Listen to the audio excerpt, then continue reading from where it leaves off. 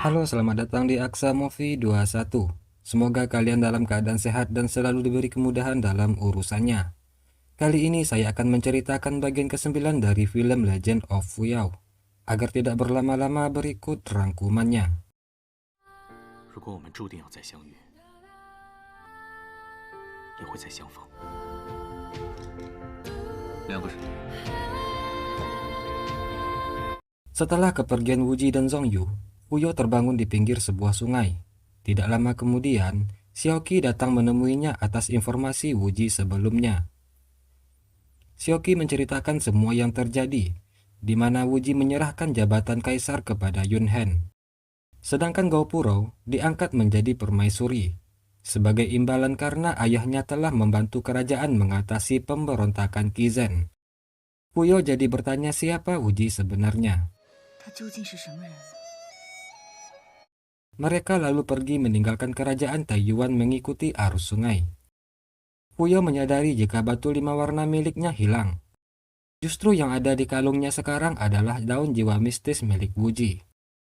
Di mana setelah Wuji melepaskan segel pertama Fuyao, dia menukar batu 5 warna Fuyao dengan daun jiwa mistis miliknya. Berharap dengan begitu, mereka akan bertemu kembali.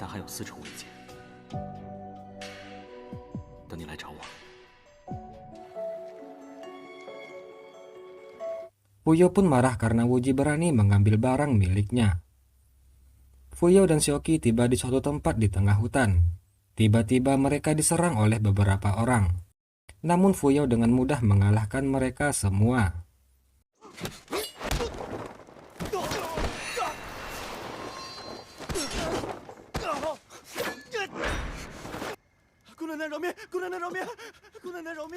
Penyerang tersebut mengaku sebagai anak buah Zhang Beiye yang baru saja menyerang ibu kota Kun kerajaan Taiyuan. Fuyo tentu saja tidak percaya.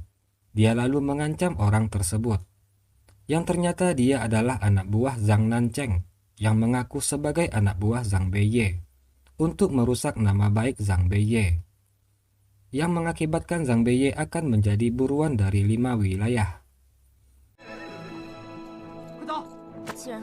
Fuyo lalu membawa prajurit yang tertangkap itu ke kerajaan 7 bintang untuk membersihkan nama baik Zhang Beiye. Fuyo kemudian bertemu dengan para pengungsi yang diasingkan karena terkena wabah penyakit menular. Mereka dirawat oleh Folian dan dibantu oleh Xiaoling. Tiba-tiba Xiaoqi melapor jika prajurit tawanan mereka tiba-tiba pingsan, yang ternyata secara tidak diduga pria itu juga tertular wabah penyakit. Fuyo dan Xiaoqi kemudian menetap di sana sambil membantu merawat para korban yang terkena wabah. Xiaoqi berkata jika para tabib berencana akan ke ibu kota Mekres untuk mencari daun, yang dipercaya sebagai obat ajaib yang bisa mengatasi wabah menular tersebut.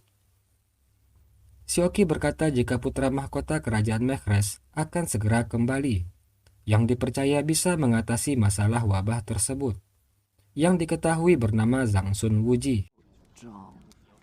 长孙无极说：“这个天权的太子马上就要回朝了，等他回来了。” Sementara itu, di ibu kota Mekres para pejabat sedang melakukan rapat persiapan untuk menyambut kembalinya putra mahkota Zhang Sun Wuji setelah berlatih selama 10 tahun di Cakrawala kuno.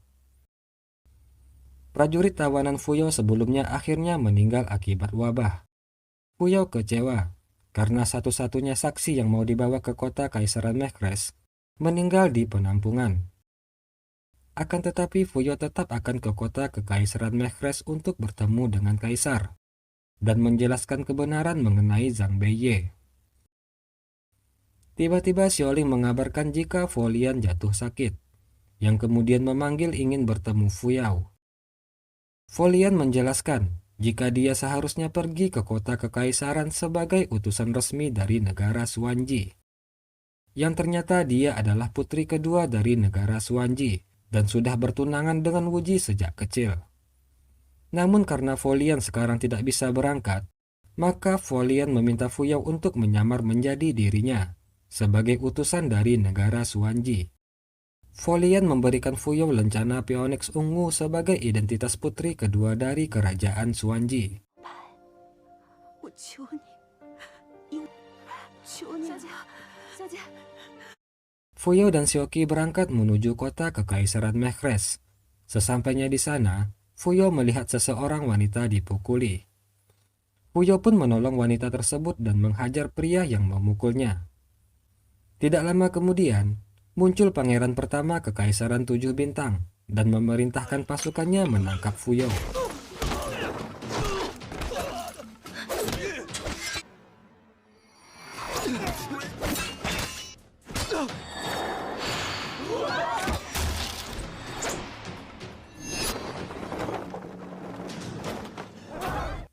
Tiba-tiba seorang petinggi kerajaan muncul menghentikan mereka.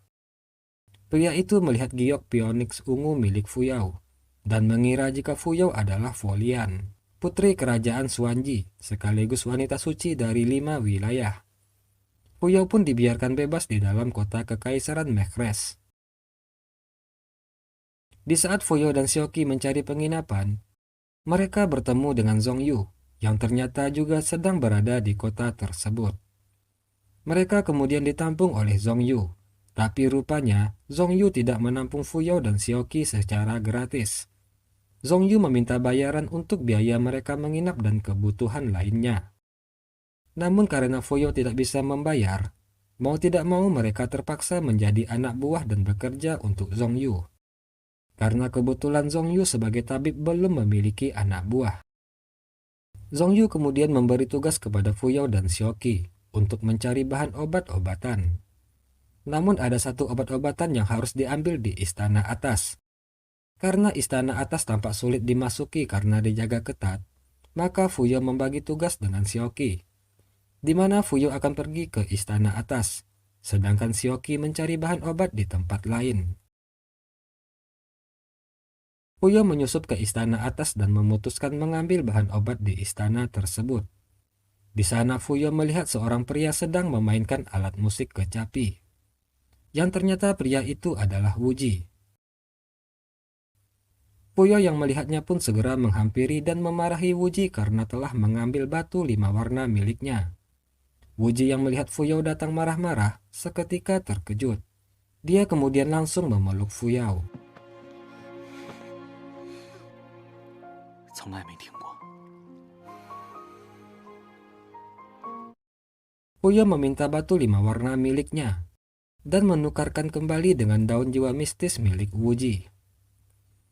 Di sini Wuji kembali membohongi Fuyao dengan mengatakan jika dia adalah Yuan Zhaosu, orang kepercayaan putra mahkota Zhangsun Wuji. Setelah mendapatkan kembali batu 5 warna miliknya, Fuyao berencana segera pergi dari sana. Namun Wuji menahannya. Setelah lama berpisah, Wuji tentu saja ingin mengobrol banyak bersama Fuyao. Dia lalu mengajaknya pergi ke sebuah kedai minuman. Fuyao yang sebenarnya juga senang kembali bertemu Wuji pun menurutinya. Di sana tanpa sadar, Fuyao minum hingga dia mulai mabuk. Fuyao terlihat marah karena Wuji selalu menipunya. Namun akhirnya, tanpa diduga Fuyao mencium Wuji. Kembalinya Wuji setelah 10 tahun berlatih di Cakrawala kuno, membuat ibunya ingin bertemu. Wuji kemudian bertemu dan melepas kangen dengan ibunya tersebut. Permaisuri kemudian berbincang dan menyinggung tentang usia Wuji yang sudah cukup dewasa untuk menikah. Dia berencana untuk menikahi Wuji dengan Folian dari kerajaan Xuanji. Namun Wuji terlihat tidak terlalu tertarik dengan pernikahan tersebut. Pangeran pertama Zhangsun Pingrong berniat menyusun rencana untuk merebut Folian. Dia berniat untuk menggantikan Wuji menikahi Folian. Hal itu bisa memperkuat posisinya di kerajaan. Setelah pertemuannya dengan Wuji, Fuyao jadi sering melamun memikirkan Wuji. Zhongyu melihat Fuyao melamun, dan sepertinya dia mengetahui isi pikiran Fuyao. Dia kemudian memberikan libur kepada Fuyao untuk berjalan-jalan. Ketika Fuyao sedang berjalan-jalan di Gunung Manik Hijau, tiba-tiba dia bertemu Wuji. Wuji mengajak Fuyao makan ikan dari mata air Manik Hijau. Setelah mereka makan dengan lahap, Wuji meminta imbalan kepada Fuyao. Fuyao heran mengapa Wuji meminta imbalan. Dia lalu memberikan tulang ikan yang dagingnya sudah dihabiskan. Wuji senang dengan pemberian Fuyao. Dia lalu menyimpan tulang ikan tersebut sebagai tanda cinta mereka. 吃好牙法，就当成是我们的定情信物。 Wuji kemudian mengajak Fuyao ke puncak pengumpul jiwa untuk bertemu dengan rusa roh pengembala, yang merupakan dewa pertanian 5 wilayah dan dewa yang paling dihormati di klan Zhangsun. Mereka berdua kemudian melihat rusa tersebut. Terlihat jika rusa tersebut mendekati Fuyao, yang sepertinya rusa itu menyukainya.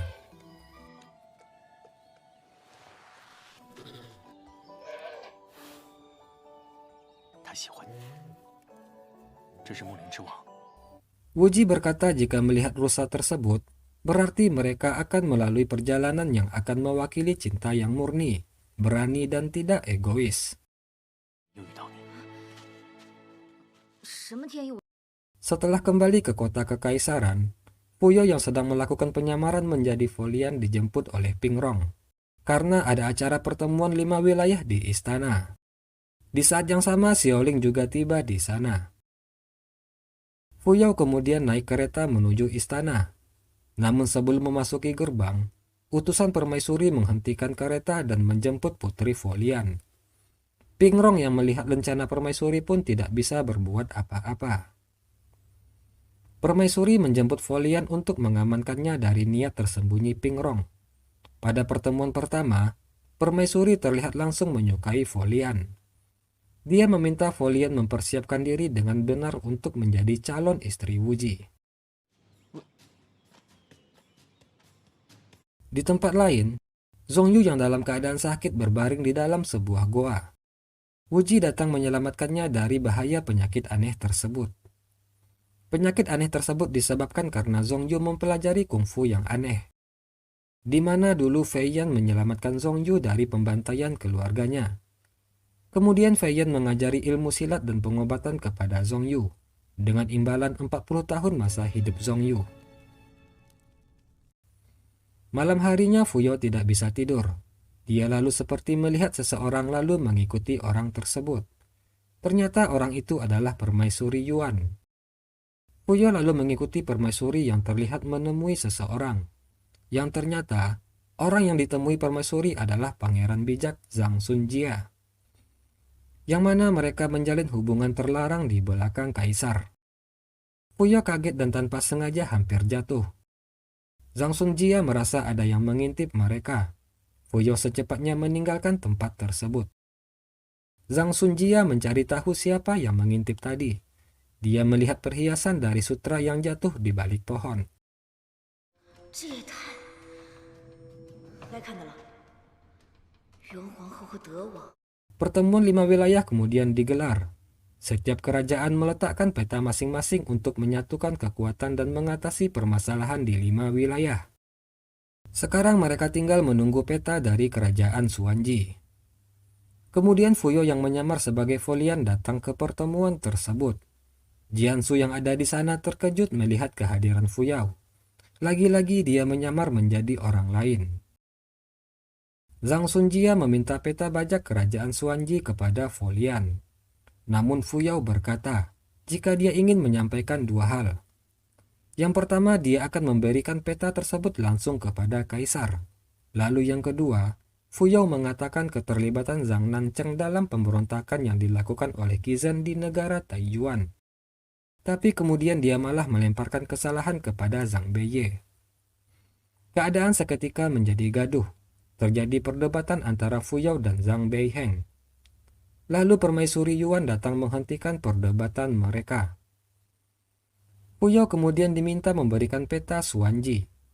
Tadinya Fuyao menolak karena ingin memberikan langsung kepada kaisar. Namun setelah didesak oleh semua orang, akhirnya Fuyao meletakkan peta negara Xuanji pada tempatnya.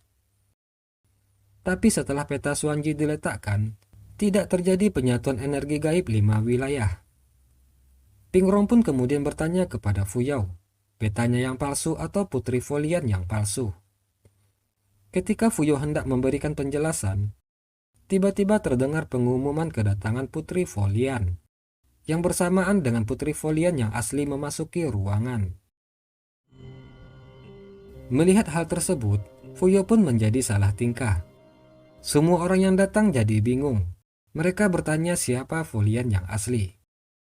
Fuyao kemudian mengaku jika dia adalah Folian yang palsu. Dia diminta Folian untuk menyamar menjadi dirinya, karena Folian waktu itu sedang sakit. Namun sepertinya Folian berbohong. Dia berpura-pura tidak mengenali Fuyao, dan berkata jika dia baru pertama kali bertemu dengan Fuyao. Akhirnya Fuyao pun sadar kalau dia telah dijebak. Dia berusaha menjelaskannya kepada permaisuri. Namun permaisuri tidak mau mendengarkan penjelasan dari Fuyao. Melihat hal tersebut, Fuyao menjadi kesal. Dia berniat hendak mengatakan kejadian yang dilihatnya semalam. Permaisuri kemudian memberi perintah untuk menangkap Fuyao. Namun tiba-tiba, Fuyao dipanggil oleh Kaisar. Kaisar berbincang dengan Fuyao. Dia menjelaskan mengenai identitas sebenarnya pria yang mengaku sebagai Xuan Yuanmin dan Yuan Zhaosu. Dia sebenarnya adalah Zhang Sun Wuji, putra mahkota Kekaisaran 7 Bintang. Seketika Fuyao kaget mendengar hal tersebut. Lalu Kaisar menunjukkan gambar hologram suasana di ruang pertemuan, di mana di sana Wuji sudah datang memasuki aula. Setelah penyatuan kekuatan melalui peta 5 wilayah, lalu dilanjutkan dengan acara pertunangan Zhang Sun Wuji dan Folian. Kaisar menjelaskan jika Zhang Sun Wuji dari kecil sudah bertunangan dengan Folian. Pertunangan mereka dilakukan untuk kepentingan 5 wilayah. Di dalam hologram tersebut, terlihat Wuji dan Folian saling memandang dengan mesra. Fuyao kemudian merasakan hatinya yang hancur dan mulai menangis. Sekali lagi dia merasa jika dia telah dibodohi. 也不是为了什么天权太子，骗了我那么久，都是假的吗？ Setelah menunjukkan apa yang terjadi di dalam ruangan pertemuan, Kaisar kemudian mempersilahkan Fuyao untuk pergi. Fuyao berjalan keluar istana dengan perasaan hancur. Tiba-tiba di luar, Pingrong dan pasukannya menyerang Fuyao. 等着害我是吧？少废话！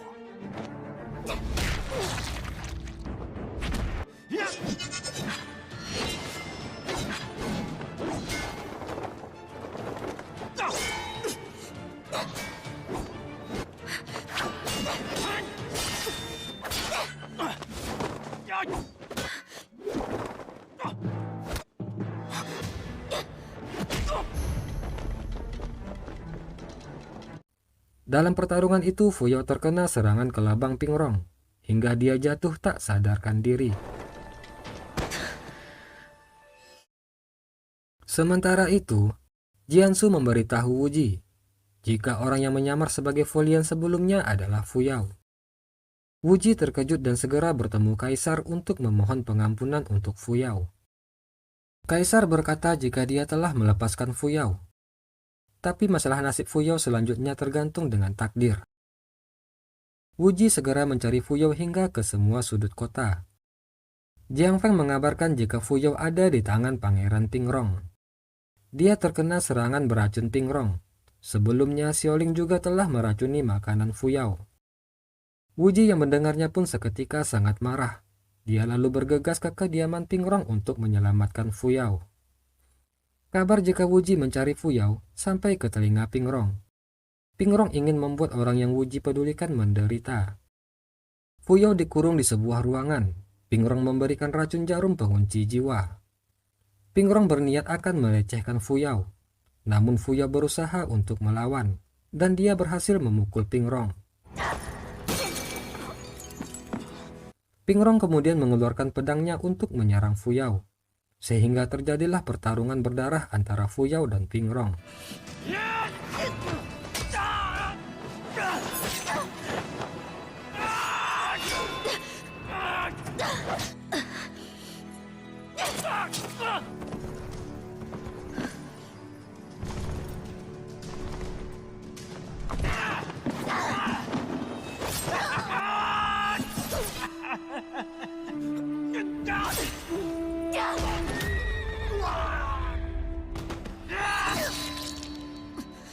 Pada akhirnya Fuyao berhasil melumpuhkan dan menyerang di tempat yang tepat, sehingga masa depan Pingrong seketika menjadi suram.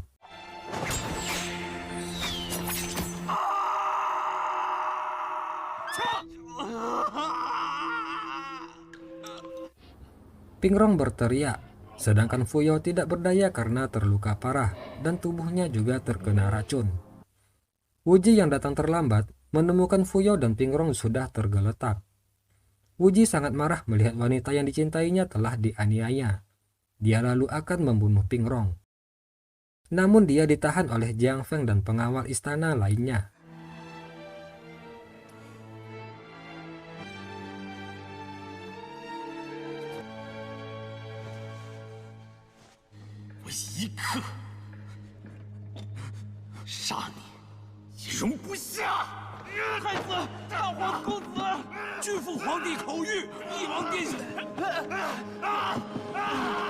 Pingrong mengadu kepada ayahnya karena alat kelaminnya telah dilukai oleh Fuyao. Namun Kaisar malah memarahi Pingrong karena bertindak tanpa memperdulikan reputasi kerajaan. Sebagai seorang pangeran, dia telah mempermalukan dirinya sendiri. Jika masalah ini sampai ke dunia luar, kerajaan 7 bintang akan kehilangan wajah. Wuji membawa Fuyao ke kediaman Zhongyu. Terlihat Wuji sangat mengkhawatirkan keselamatan Fuyao. Zhongyu berkata jika Fuyao terkena racun yang mematikan, ditambah ada 4 segel di tubuhnya yang belum dibuka, hal itu akan mengancam nyawanya. Kaisar memberi perintah untuk menangkap dan menghukum mati Fuyao karena telah dianggap menyamar sebagai putri Folian dan melukai Pangeran Pingrong. Wuji menemui Kaisar meminta pengampunan untuk Fuyao. Kaisar berkata jika sudah terlambat, dia sudah memerintahkan pasukan bergerak ke kediaman Zhongyu.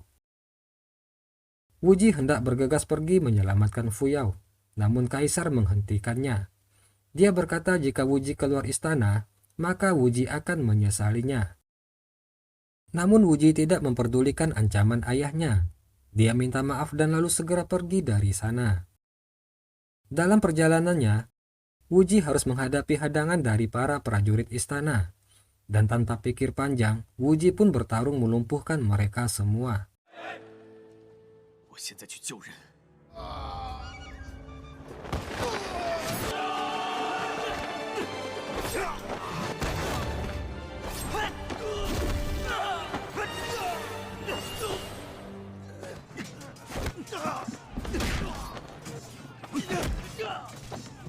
麦太子，事不宜迟，快走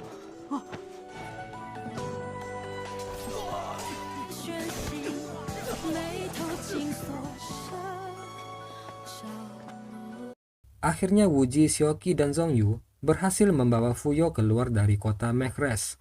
Mereka pergi ke perbatasan selatan mencari obat untuk menyelamatkan Fuyao. Oke, demikianlah bagian 9 dari cerita Legend of Fuyao. Mohon maaf jika terjadi kesalahan dalam penyampaian saya. Akhir kata saya ucapkan terima kasih. Assalamualaikum warahmatullahi wabarakatuh.